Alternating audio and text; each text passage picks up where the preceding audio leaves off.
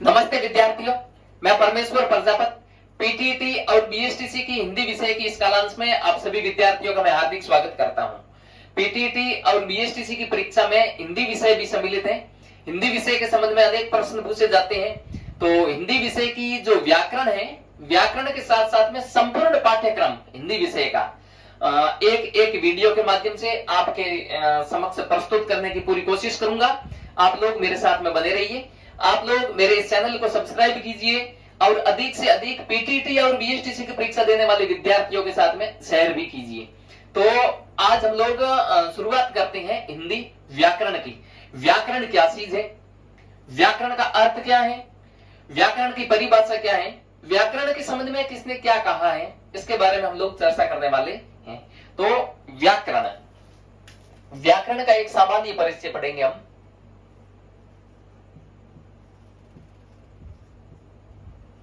व्याकरण, व्याकरण शब्द जो है ये संस्कृत के वि उपसर्ग, आ उपसर्ग, क्री धातु और ल्युट प्रत्यय से संपन्न हुआ है। हिंदी में अगर देखा जाए तो जो व्याकरण शब्द है ये वि उपसर्ग, आ उपसर्ग, कर शब्द और अन शब्द से मिलकर के बना है। तो संस्कृत में यदि देखा जाए तो व्याकरण शब्द जो बना है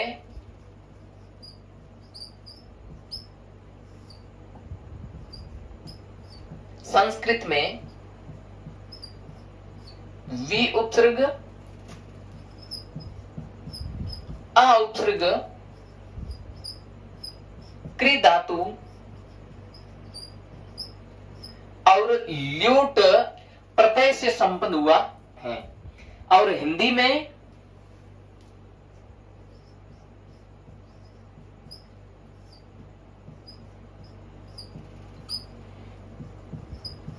वीधन, आदन, करदन, अन्न से संपन्न हुआ है। तो जो व्याकरण शब्द हैं ये संस्कृत में विधन, आधन, क्रीधन, ल्यूट और हिंदी में विधन, आधन, करधन, अन्न से संपन्न हुआ है। तो जो व्याकरण शब्द है इसका जो शाब्दिक अर्थ है, व्याकरण का शाब्दिक अर्थ होता है भली प्रकार से समझना। व्याकरण का शाब्दिक अर्थ,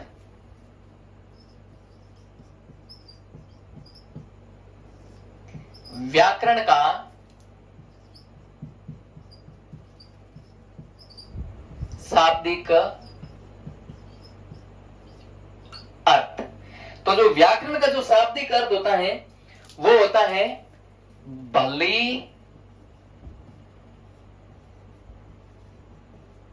प्रकार से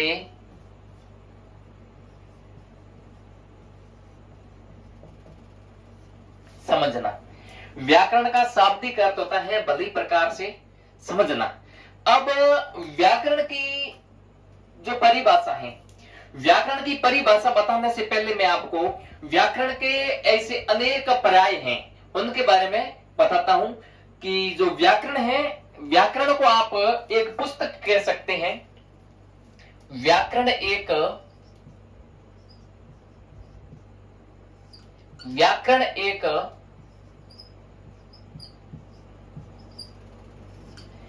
पुस्तक हो सकती है, व्याकरण एक विधा हो सकती है, व्याकरण एक रचना हो सकती है, व्याकरण एक कृति हो सकती है, व्याकरण एक संस्करण हो सकता है,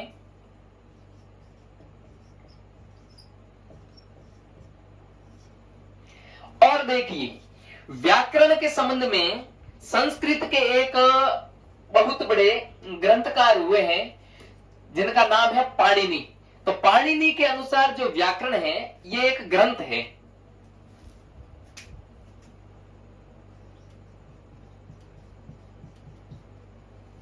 पाणिनि के अनुसार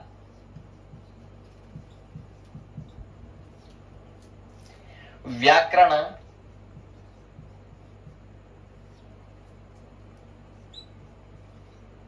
एक ग्रंथ है।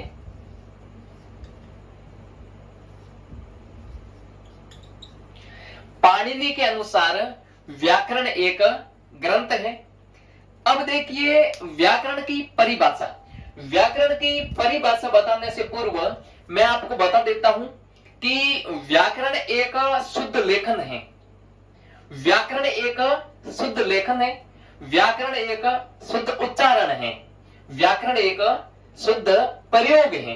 तो व्याकरण को अपन तीन अलग अलग प्रकार के माध्यम से देख सकते हैं कि व्याकरण एक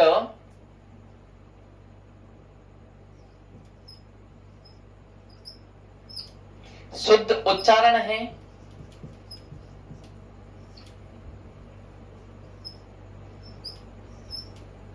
व्याकरण एक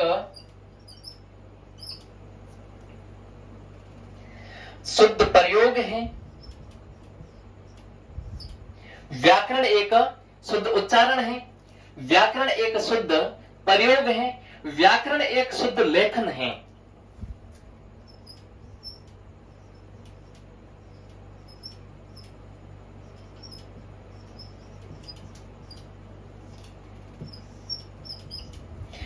देखिए व्याकरण एक शुद्ध उच्चारण है।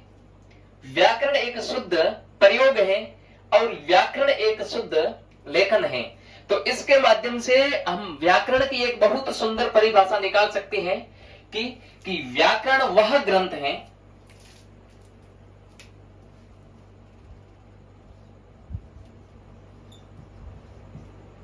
व्याकरण वह ग्रंथ है व्याकरण वह ग्रंथ है जो हमें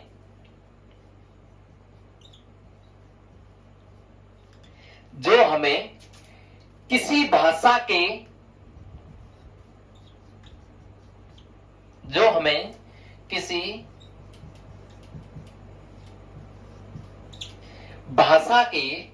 शुद्ध उच्चारण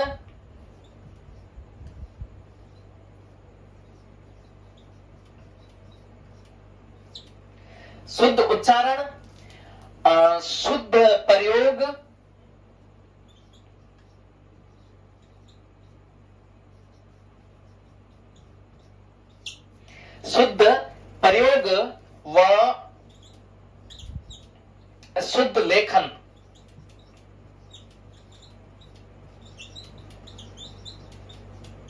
वह शुद्ध लेखन का ज्ञान प्रदान करता है।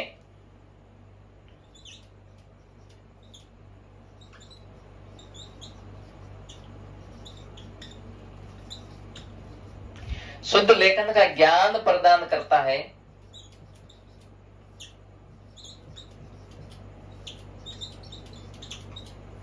ज्ञान प्रदान करता है वह व्याकरण कहलाता है।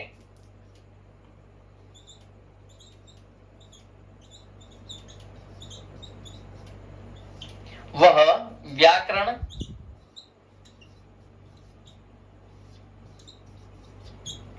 कहलाता है।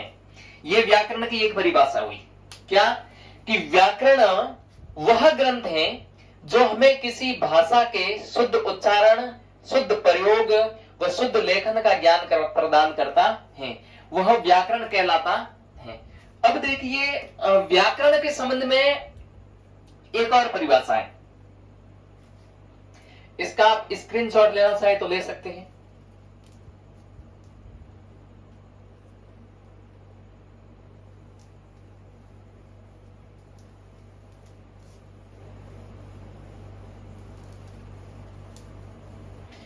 व्याकरण की परिभाषा आप इस प्रकार भी ले सकते हैं कि भाषा के शुद्ध अथवा अशुद्ध होने का ज्ञान करवाने वाले नियमों के समूह को व्याकरण कहते हैं। व्याकरण की ये इस प्रकार की परिभाषा है। व्याकरण की दूसरी परिभाषा है कि भाषा के शुद्ध अथवा अशुद्ध भाषा के शुद्ध अथवा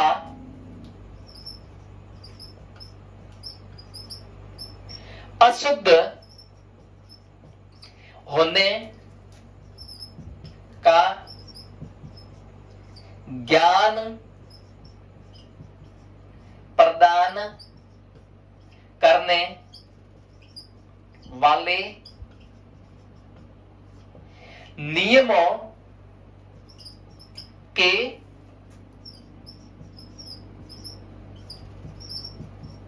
समूह को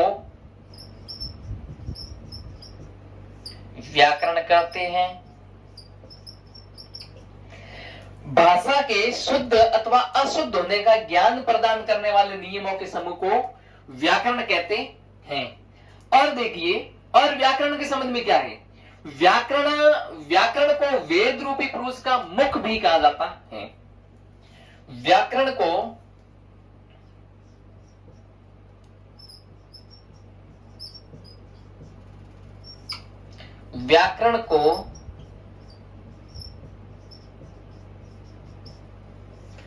वेद रूपी पुरुष का मुख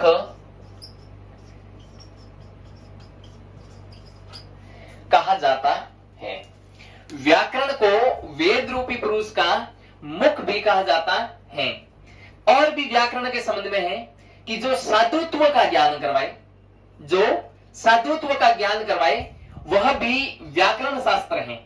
जो साधुत्व का ज्ञान करवाए वह भी व्याकरण शास्त्र है। अब व्याकरण को समझने के लिए हम 3 प्रकार के भाग हैं, उनके बारे में वर्णन करेंगे। और 3 प्रकार के भागों में बांट करके हम व्याकरण को एक आसान तरीके से समझ सकते हैं। वो 3 भाग कौन कौन से हैं वो देखिए आप। इसका आप स्क्रीनशॉट ले सकते हैं।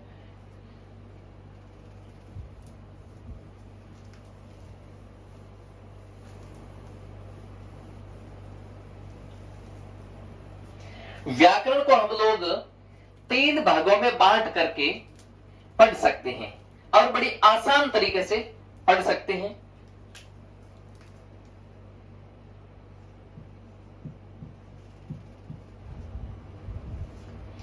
वो 3 भाग है। पहला है वर्ण विचार,